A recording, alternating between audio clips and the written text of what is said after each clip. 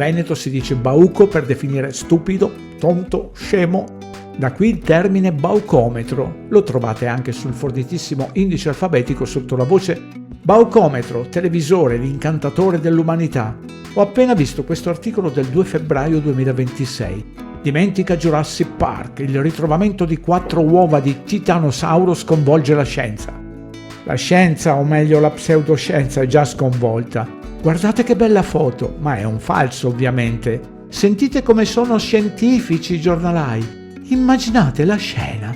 Una tranquilla mattina di gennaio, la casa avvolta nel silenzio, l'unico rumore è il crepitio della legna nel camino e il profumo di caffè che pervade ogni angolo. Questa è l'atmosfera perfetta per riflettere sulle meraviglie della scienza, specialmente quando si tratta di scoperte incredibili come quelle delle uova di titanosauro trovate in Spagna. L'articolo risale al 1 gennaio 2026 e guardate la foto, sì, stanno scalpellando le rocce con le maniche corte in pieno inverno. Un sito del Cretaceo ha fatto notizia per la scoperta di uova risalenti a 72 milioni di anni fa. Un momento, è il 1 gennaio, ma non può essere una notizia di quei giorni. Voglio dire, c'era il Natale e il Capodanno. Ma se andiamo a vedere Google, aveva pubblicato l'articolo de La Nation il 26 dicembre 2025, ovvero il giorno dopo Natale. Ma non puzza di imbroglio? Facciamo il video, se no dopo dite che ho modificato con Photoshop. Date tutte recenti. Oh, qui, il 10 novembre 2025. Non mi va di tradurre tutte le incongruenze, ma puzza un sacco quello che leggo. I ricercatori hanno trovato gruppi di resti di uova di un dinosauro esposti all'erosione lungo chilometri di costa del bacino idrico. Questa scoperta ha permesso loro di definire un sito che si estende per 80-90 km in linea retta, dal sud della provincia di Guadalajara quasi fino alla città di Cuenca, dimostrando che questa era un'area in cui i titanosauri venivano frequentemente a deporre le uova.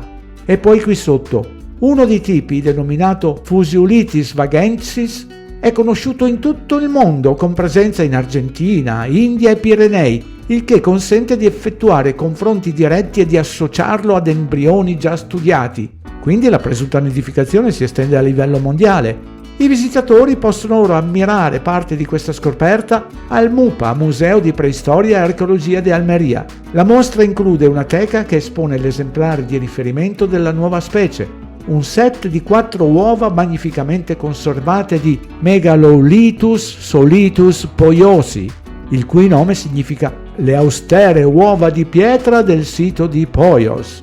La loro esposizione è stata resa possibile da un complesso processo di stabilizzazione, poiché sono estremamente fragili e si disintegrano rapidamente a contatto con gli elementi. Infatti sono durati 72 milioni di anni e la signora col pennello probabilmente stava per decomporli. Ma vaffa! Se credete a queste cose siete veramente mal messi. Riflessione.